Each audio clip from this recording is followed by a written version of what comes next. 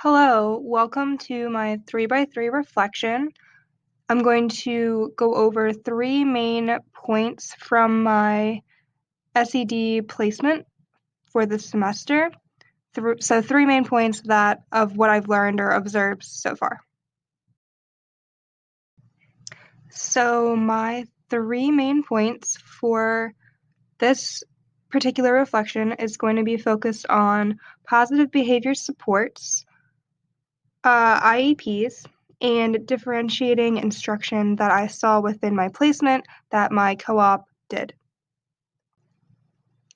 So the first thing that is very big in my cooperating teacher's classroom, which is a learning support classroom, is positive behavior supports. So with her positive behavior supports, she gives out a specific reward to students at the end of every class period.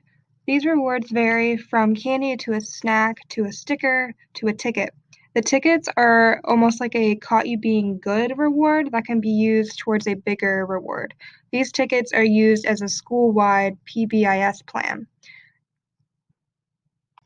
So how I would use this in my classroom would be I may choose to do more individualized positive behavior supports like tickets or punch cards where the students have to slowly earn their reward, or I might do a whole class reward like a puffball jar where filling up the jar is a bigger reward for the class.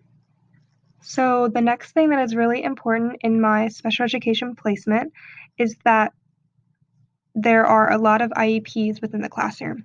So many of the students within this classroom have learning disabilities. And because of that, they have IEPs that my cooperating teacher has to follow. She has her students throughout the day work on their long-term and short-term goals that are required in their IEPs. When I have a classroom of my own, either special education or general education, I know that I will encounter IEPs within my classroom. I may even have to write IEPs as a special education teacher. But regardless, I want to make sure that I help my students meet their short-term and long-term goals, regardless if they're in a general education classroom or a special education classroom.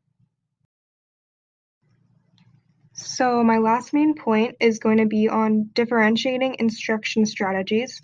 My cooperating teacher, which is Mrs. Stevenson, differentiates by presenting information in multiple ways. So she tries to provide visual, tactile, and auditory instruction. She has also used the Think, Pair, Share strategy within her classroom to have her students talk about the content to one another.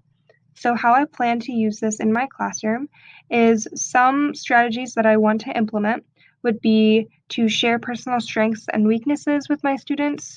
Another one would be to group my students with similar learning styles together, as this will prove most successful for them. And with that, this is the end of my 3x3 reflection.